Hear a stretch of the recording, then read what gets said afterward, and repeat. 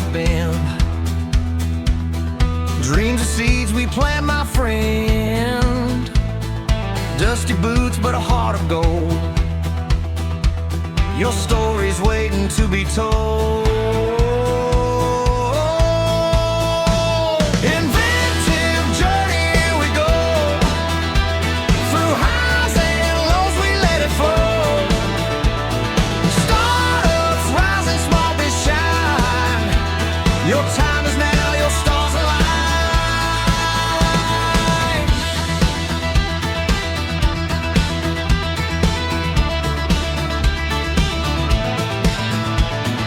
Cowbell ring and feel the beat. Hustle hard, don't take a seat. Every step you're blazing trails. Invented journey never fails. Inventive journey, here we go. Through highs and lows, we let it flow. Startups rising, small but shine. Your time is now, your stars align.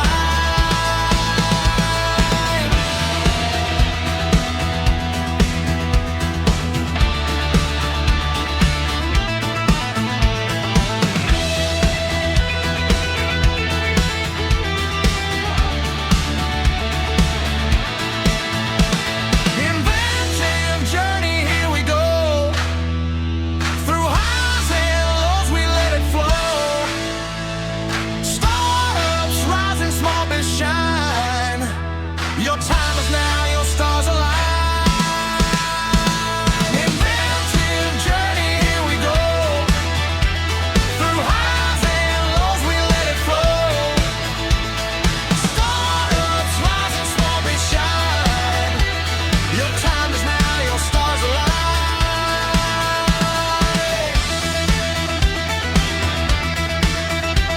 Your time is now, your stars align.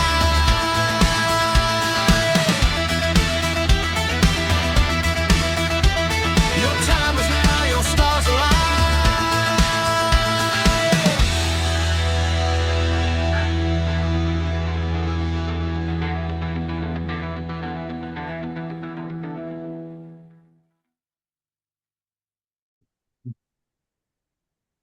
Hey everyone, this is Devin Miller here with another episode of The Inventive Journey. I'm your host, Devin Miller, the serial entrepreneur that's grown several startups into 7- and 8-figure businesses, as well as the founder and CEO of Miller IP Law, where we help startups and small businesses with their patents and trademarks. If you ever need help with yours, just go to strategymeeting.com, grab some time with us to chat, and we're always here to help. Now, today we've got another great guest on the podcast, Jacob Dean. Jacob started his journey growing up in Northeast Ohio. I had a lot of teachers and educators in the family, not necessarily entrepreneurial. So went off to college, didn't really know what he was going to do, but ended up going into finance. Had a few job offers, but decided to go off to law school and went into tax law and graduated and worked for the tax division of P&G for a while. Worked for the courts and then for a firm and did in-house real estate development company for a while. Turned 40, gave some time for reflection, and wanted to get more involved with businesses. So started his own firm earlier this year. So with that much as a quick introduction, welcome to the podcast, Jason. Or Jacob, not Jason. Yeah. Jacob. Oh, all good. Thank It's you, Devin. all Jay's all bled together. No, welcome on the podcast. So good to Yeah, have you. thank you. Thank you. Happy to be here. So I just gave just a quick overview to I'm sure a much longer journey. So why don't we rewind and unpack that a little bit and tell us a little bit about how growing up in Northeast Ohio and a family of educators. Yeah, no, I appreciate it. that was a very impressive introduction, by the way. I didn't realize I could condense, my life story into 90 seconds. So kudos there. But yeah, so I grew up in Northeast Ohio, a small city called Worcester. As you mentioned, lots of educators in the family. My dad was an elementary school principal. My mom was a kindergarten teacher. My dad was actually a student teacher for my mom. That's how they met. Other teachers along the line, manual labor. So definitely grew up kind of thinking, you get a good job at a solid company or something like that. That's kind of how you make it. Not a lot of entrepreneurial conversation or thought really. Had a few friends that their parents owned businesses and thought that was somewhat cool and unique, but again, just didn't really give it much thought at the time. More kind of growing up with the mindset of, yeah, try to get a good job, punch the clock. That's how you make a good life and a good living. And not that there's anything wrong with that, but as you talked about, kind of later on realized wanted to do something more. But that was, yeah, that was kind of the start for me. So now, so you go out, and so you kind of have that as the backdrop to a lot of, your raising up and upgrowing, and probably typical for a lot of individuals. So you go off to school, and I think you studied, kind of went to finance and started down that route. Is that right? Yeah, so I towards the end of high school, I don't know if you had to declare a major, but I picked political science kind of as my initial major going into school with an idea that maybe possibly law school might be interesting. At that point, I had a brother-in-law who was going to law school, and so, it sounded kind of neat. He always wanted to do criminal law, though, not my interest. But yeah, kind of went in with law school kind of in the back of my mind, but not really knowing. Again, declared, I think, political science, but not really that moored or tethered to anything. And then started taking classes, kind of getting the general education requirements, and actually distinctly remember running into a buddy one day outside the student center and talking, and he was a little bit older and mentioned finance and that he liked it and what, it was doing for him. And so I said, "Oh, okay, that sounds good. I'm gonna look into that." So I started taking the prerequisite courses to apply to the business program, basic accounting and economics and things like that. And yeah, kind of kept following that path, found that I really enjoyed it. I did take some hard sciences along the way. My brothers are both dentists, so I thought, hey, maybe I'll join them and do that. And kind of quickly found that chemistry wasn't for me, not my cup of tea. But yeah, it's kind of landed on the finance through a little bit of trial and error and seeing what stuck, and that's what stuck for me. So now you come out, say, okay, went into finance, found the things that you didn't like, and it seems Mhm. like half the time college is figuring out what you don't like and then selecting from that the things that you can tolerate. And so you come out and say, okay, you're going to go into finance. And I think you mentioned that you had a few job offers and kind of figuring out which direction you wanted to go. So how to kind of at that crossroads as you're graduating from undergraduate, where did life take you from there? Yeah, so exactly. This was kind of 2007, 2008. So the economy wasn't in the greatest of shape at that time. And had a couple job offers, but they were I realized I liked finance. I did not like accounting though. And some of the jobs, even though they were finance related, were very accounting heavy and accounting focused and just didn't feel like a good fit for me. Hmm. My wife and I, we were, recently married, planning on starting a family, and kind of had in the back of my mind, some further education at some point, maybe doing finance, getting an MBA, going to law school, some combination of things. Um, and in a naive way that a 22-year-old makes decisions or 23-year-old, I just thought, well, it's not going to get like if I want further education, right? It's not going to get any easier later to do it, right? I'm here, I'm graduating, the job offers I have are great, but they're not really screaming to me that I need to do them. So let's just go for it. Let's just try law school. In hindsight, again, a little naive, but also a firm believer in, taking it one step at a time, making what you think is kind of the next best decision. And so at that point, giving law a try, made sense to me. And I do think had some, maybe clarity beyond my years at the time, realizing that law could be a platform from which I could do a lot of different things. I did see it as opening additional doors, not closing any, right? There's people that practice law, get into business, run companies, etc. So that was part of the allure for me is it was advanced degree, but one in which I felt like I'd have a lot of opportunity. So it was kind of a combination of some foresight and some naive thinking that led me there. But yeah, glad I took that next step to go to law school. So now you say, okay, then I'm right there with you. So, I mean, I went right through, went from undergraduate, got a dual degrees, went to law school and MBA school, got dual degrees. And I was kind of the same opinion, which is, hey, if I'm going to be here, if I'm going to put in the time and work, I might as well just go straight through because it's a whole lot Yeah. easier to stay in that poor student frame of mind and just studying, getting through rather than having Right. to, get a taste of freedom of having an income and having to go back. So you go all that, you go through law, you have the undergraduate in finance, you go through law school, and I think you focused primarily on tax. And so, with that coming out of school, kind of where'd your journey pick up from there? Yeah, so I did focus again with the undergraduate degree and then just the kind of law school offerings and business and tax courses. So taking, federal income tax and business tax, and I took a tax seminar, but also, corporations and secure transactions and things like that. So this was, 2011 now coming out of law school. The economy still wasn't great, especially for lawyers. So honestly, and I'm sure you you experience this, just kind of looking for whatever opportunity you can get to kind of take that next step, and just found that most of the interest I was getting was in the tax side of things.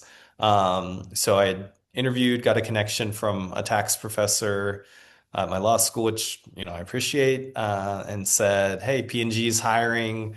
In their tax department, there was an alum who worked there and said, "Here's her number. Why don't you give her a call?" So that kind of started the process for me to, get that first job out of law school at Procter and Gamble in their tax department. It was really, great experience, really interesting and unique. People would always say, "Oh, were you, in-house counsel there?" And it's kind of like, yes, sort of, because tax is a kind of a unique blend where you have attorneys and CPAs who work together. So they had the in-house legal team that sat separately from the tax team. The tax team was underneath the finance and accounting umbrella, reporting up to this CFO. And so lots of other attorneys I worked with, lots of CPAs, just kind of an interesting collaborative mix and a lot of great exposure as a, newly minted law grad to see how the money works for, a Fortune 100 company and not just the tax side of it, but, finance and operations and dollars in and dollars out, meeting your quarterly earnings, all of those things, got a lot of good exposure early on in my career. No, sounds like it. So you worked with now. How long did you work with P&G as in your paraphrase words, pseudo in-house counsel? How long did you do that? Yeah, so I was there for about 2 years. So about a year and a half in, um, was looking around and thought like, okay, I'm doing tax. It seems like people, shouldn't say people, the lawyers who are, really high level tax lawyers have LLMs, which is a master's in tax law. Not all of them do, but a lot. And there's kind of two main programs from which people get LLMs. One is NYU in New York City, one's Georgetown in DC. So about a year and a half into Procter and Gamble, I just said, okay, well, if I'm going to do this tax thing, should I consider getting an LLM? And it's kind of the same thing from law school. Like it's not going to get any easier down the road, right? I've Hmm. already worked. Let's explore. And so lots of different confluence of events, but I applied to both NYU and Georgetown. I got into both and was considering my options. And then in the process of doing that, now Judge Lauber from the U.S. Tax Court at the time was running Georgetown's graduate tax program. And he had been confirmed to be a federal judge on the tax court, but sorry, he had been nominated but not yet confirmed. So he was sitting there in this kind of limbo land, and we connected talking about the Georgetown program. And I had said, hey, if you need a clerk when you get confirmed, let me know. And so kind of in the process of me considering all of these options, he was in fact confirmed and offered me a chance to be his first law clerk for at the U.S. Tax Court. And so I ultimately decided to take that opportunity and do the LLM program, so the master's program at Georgetown, but to do that part-time. So the couple years at P&G led to, hey, what's the next step if I want to evolve as a tax lawyer? Which led to some interesting things, and ultimately, moving to DC to work at the tax court and then pursue that extra education. No, sounds like it was a great opportunity. So you did that for kind of a duality of continuing the education as well as working as the law clerk, and it's kind of wrapped those up. Where did the journey go today or from there? Yeah, so then kind of I did the LLM program for a few years part-time. So I clerked for part of that time, and then I worked at a law firm in DC for part of that time. So we were in DC for about 3 years total. Combination, great experience at a DC tax boutique firm, really great, smart, knowledgeable colleagues that I worked with there. And at that time, by that time, we had had our fourth child. And through, again, a different confluence of events and life and options and opportunities, we ultimately, looked outside of DC for other options and had some offers other places, but ultimately decided to move back to Northeast Ohio, where I'm from. And I took a job there at a law firm, about 40 attorney law firm, based in my hometown. So it was a big change. A lot of people think kind of going to your hometown, amazing. And it was in a lot of ways. It just wasn't what we had planned on or anticipated. And, but it was, great experience, to be able to get back there. No, that makes sense. And so you get back there, you work for the, boutique, mid-sized law firm, and I assume it was doing tax law. And how long did you do that for before the next phase of the journey? Yeah, so it was actually so DC. I was focused exclusively kind of on tax, and I guess in some corporate work. I worked with nonprofits, so there's both a tax element to that and also a corporate side of it. So the firm in Ohio, I was there from, let's see, 2016 to late 2020, so about 4.5 years. Um, again, great experience, great people. And that was more of a mix of kind of business, law, and tax, right? They said, hey, we love that you have this tax background and experience. We don't think we're going to be able to keep you busy like just with that. We also have lots of corporate, business clients. So that was kind of I think first real exposure to that, type of practice, which is, not jumping ahead too much, but more of what I'm doing now, working with small, medium-sized businesses, helping them get going, buying, forming, selling, running, operating. But having that tax experience and tax background, there's a lot of those types of questions and issues that came my way by virtue of that experience, but also just on the day-to-day, super helpful information to have and knowledge to have, kind of in the back of your mind as you're dealing with some of those operational issues, because there's, as I'm sure you experience in your practice, right? There's a lot of just kind of areas of risk and exposure that people don't see, right? Or don't even think about from the day to day. So having that background and experience, I think, was really helpful in that, business practice. No, that definitely makes sense. Now, and you mentioned that kind of segues or over a course or playing out that led to where you're at today. but Mhm. kind of walk us through, kind of connect us from going from that firm and kind of having that broader exposure to, because I think at some point along in there, you kind of, I'll say a midlife crisis, or, it's more, Yeah. I think, midlife crisis, I don't get, it's kind of bad connotation, but you kind of get far enough Right. into your career that you start to figure out kind of what you like, what you do like. You kind of think long term, in other words, you come out of school, undergraduate, graduate school, law school, and for the first several years, you're just really thinking about, hey, I need to get experience, I need to figure things out, and Right. whatever's a good job that pays and provides for the family, works out well. But then as you kind of get farther along, then you tend to think, hey, this is something that I want to figure out what I want to do long term. So kind of help us to connect Sure. those dots from taking or where you're at the law firm there to today. Right. Yeah. So there's at that firm, I became a partner. I thought I was going to be there for the rest of my career. The short version is, had a friend, former colleague from DC, reach out to me about an in-house opportunity up in Cleveland. Didn't think I was interested initially. Ultimately, ended up taking that job and was there for also about 4.5 years, working in-house, doing a lot of tax work. And then during that time, we moved out west. My wife and I, it's a whole nother story, but uh, being out here, having had all those experiences we talked about, I turned 40 last year, and maybe it's not a midlife crisis, but a midlife contemplation, right? Of what have I done so far? What do I like? Where do I want to go?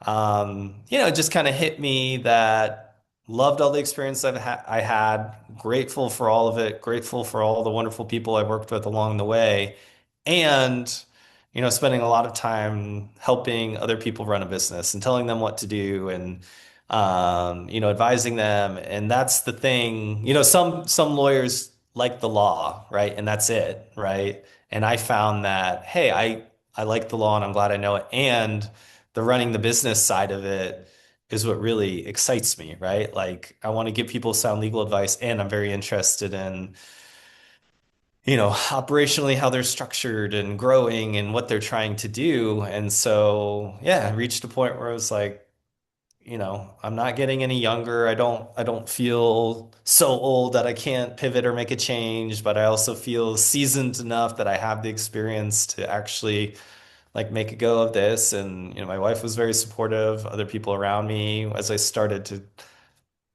verbalize some of these thoughts and toss out ideas about potentially going on my own. All the people around me were very supportive and encouraging, and ultimately reached a point where I was like, hey, let's give it a shot, right? I think I can do it, and let me put my money where my mouth is proverbially, and just give it a shot and see what I can do.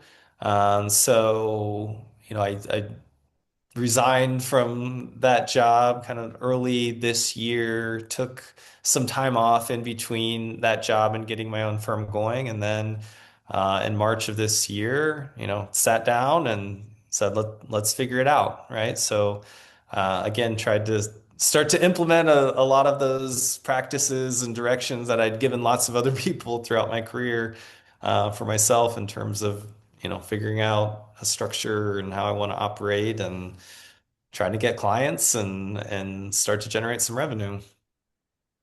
So now, and one or kind of one follow-up to that, because you said, Sure. and you mentioned that you had got experience or did or a similar amount of, or some of the same type of work, which is what you're doing now with the Yeah. firm with the previous experience. Now, when you go out to your own law firm and figuring out what you want to do, it can be a bit of a mixture. It's a much different animal when there's a lot of attorneys out there that say, hey, why not make all the money that I'm, or the firm that I'm working for takes off the top, and I'll Right. just keep it in my pocket. And then you find out, hey, there's a lot more work that's involved with running the firm, managing it. And so some people make that jump only to find out, hey, I really just like doing the legal work, and the, Right. the dream of having all the money in my pocket isn't worth the outcome. And some people dive in and love it. And I'm probably the latter. Of I quite Yeah. enjoy the business side of it, and it works out well. But as you made that leap, how did you, or was it, I guess, a couple layered questions. One, was it you knew out of the chute this is where you wanted to focus, and kind of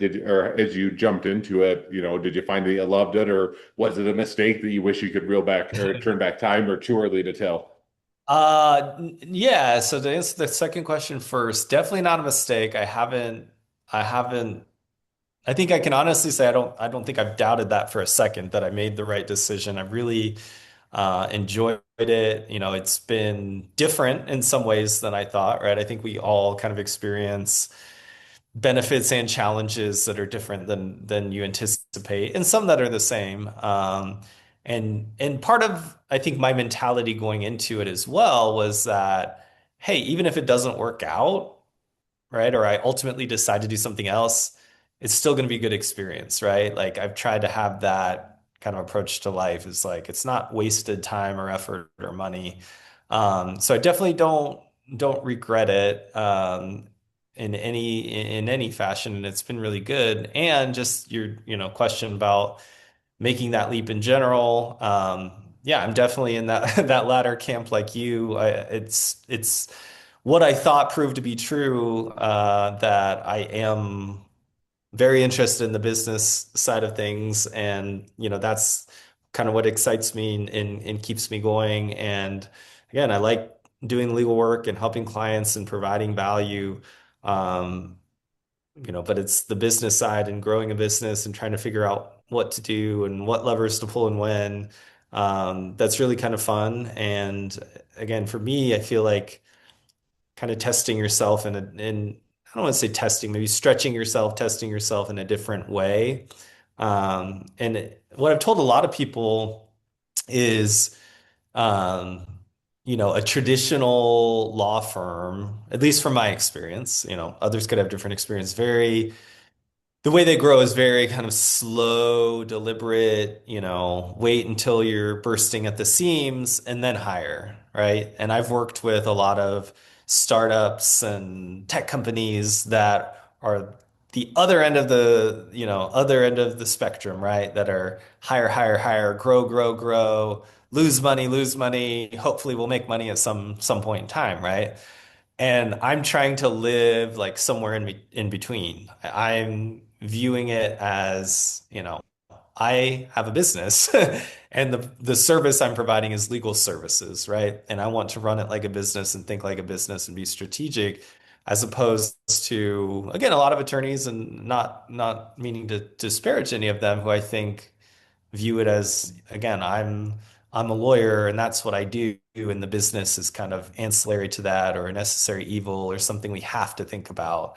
And then I think you end up at a place where you're sometimes overworked and growing out of necessity versus trying to grow strategically and think outside the box more like a traditional business.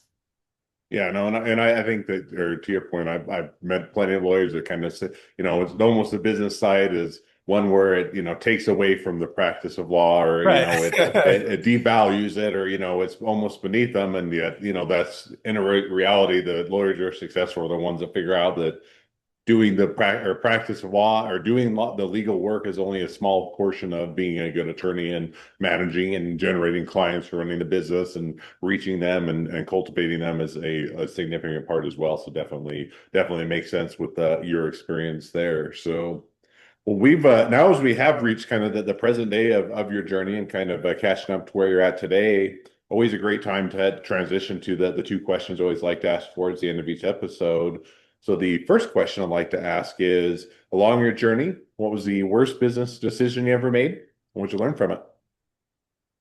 Yeah, so I think I mentioned you know, when I was talking about like my decision to start my own business, like I don't, even if it didn't work, I don't want to think about it as some sort of failure. And so that kind of applies to lots of things I've done throughout my career, right? I think of everything kind of as a learning experience. So I try not to think about, failure in that same way, but it's not a cop out. I am going to answer your question. But that's, that is my frame of reference. But if I had to go back and say, hey, here's one thing I would do differently, I think it was when I was clerking for Judge Lauber at the tax court, and I ended up taking the job at a firm in DC. It was the way in which I made that decision. I felt pressure, like, hey, here's this great opportunity. You need to take it. And if you don't take it, it might not be there again. And I don't regret at all like working at the firm or that that decision. It's not that I it's more of the decision making at the time and feeling like I have to do something like out of fear or out of pressure. Um, and so I guess kind of the learning, the takeaway for that for me, again, not the end result, because I think everything's worked out great and I'm really grateful for how things worked out, but trying to approach life and business and decision making, from a place of like, I want to feel like I have the ability to, make a decision for myself, what's best for me, what's best for my family, and not be kind of unduly influenced from external voices. And at that time, I was feeling a lot of pressure from a lot of different people of like, oh, you have to take this job or else Mhm. you may never get a good job. I don't think anybody said that, but that's kind of what I felt. And it makes sense with the backdrop, like I said, of my upbringing. Like I'm in DC, right? And this is like a great firm and they're offering me a job and I'm just a small town Ohio kid. Like if I don't take it, I may even never get a job again. And so it was more of that, regret on kind of that decision making in hindsight, recognizing that there, would have been other opportunities, right? So I don't regret, again, working there and how that all turned out. I just think, hey, there would have been opportunities. And so kind of my regret was how I approached the decision making and learning more to just trust myself, trust others around me, and try to make decisions more from a place of, faith versus fear. Yeah, no, that definitely makes sense. And it's always hard when you're kind of in the moment of trying to figure things out as to, which is the right opportunity. Don't want to miss the opportunity, but you also Right. sometimes don't have the full scope or even the full understanding of yourself or, what you want or kind of what all the information you really need to make the decision and having to make it under the gun, at least foregone opportunities or otherwise sometimes you would do differently. So they're definitely a great one to learn from. Second question now that I'd like to ask. So now if you're talking to somebody that's just getting into a startup or a small business, what would be the one rule of thumb you'd recommend? The one rule of thumb would be to get good help. And by that, I mean, whether it's employees or, right now it's just me. I'm in the process of looking for and trying to hire some other people. But, you know, in my biased opinion, having a good lawyer, having a good accountant, having a good bookkeeper, having a good financial advisor. I just see so many people trying to do things on their own. And obviously, like you need to, right, in some capacity as a small business owner trying to get something off the ground, right? Like you can't afford necessarily to outsource everything.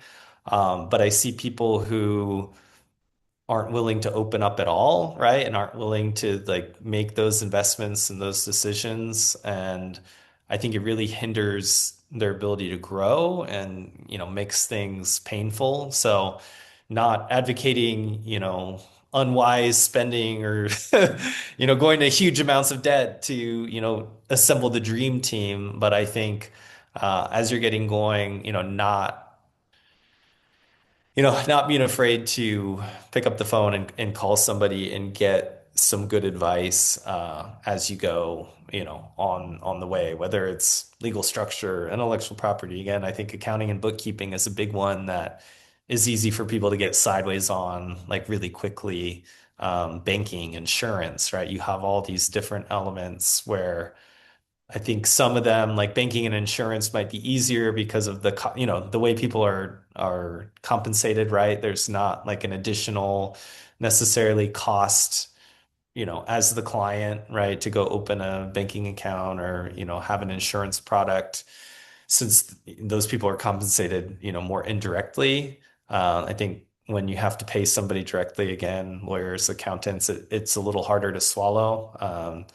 But just trying to have some foresight, I think, to the benefits of getting the right kind of structure and team in place early on is going to save you a lot of time and hassle down the road.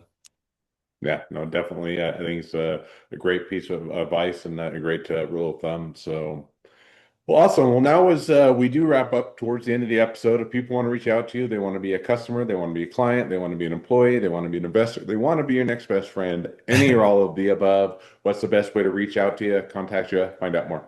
Sure. So my email is very simple, jacob@dean.law. So any of those people would love to hear from them. Feel free to shoot me an email. We can chat. My website's just dean.law.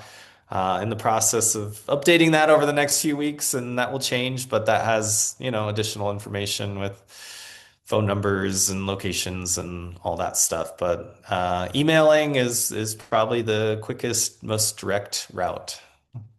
Awesome. Well, I definitely encourage people to reach out, support a great business, expand their network, and if nothing else, make a new best friend. So, with that, thank you again, Jacob, for coming on the podcast. It's been fun. It's been a pleasure. Now, for all of you that are listeners are out there, if you have your own journey to share and you'd like to be a guest on the podcast, we'd love to have you. Just go to inventiveunicorn.com, apply to be on the show. A couple more things as listeners. Make sure to click share, subscribe, leave us a review. Helps us to reach even more startups and small businesses to help them along their journey to success. And along that note, if along your journey you ever need help with patents or trademarks or anything else with your startup or your small business, just go to strategymeeting.com, grab some time with us to chat, and we're always here to help. Well, thank you again, Jacob, for coming on the podcast, and wish the next leg of your journey even better than the last. Appreciate it. Thanks for having me.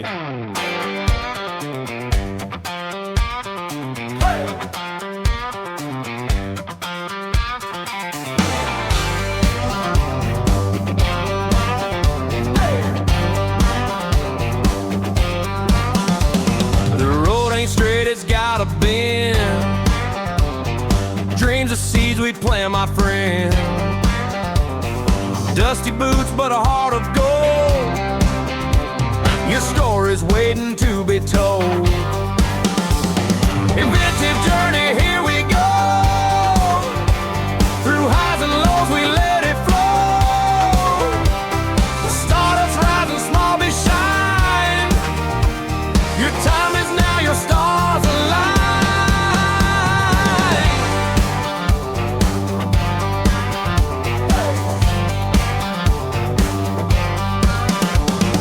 Cowbell ring and feel the beat. Hustle hard, don't take a seat. Every step you're blazing trail. Inventive journey never fails. Inventive journey, here we go. Through highs and lows, we let it flow. Startups rising, small but shine. Your time is now, your stars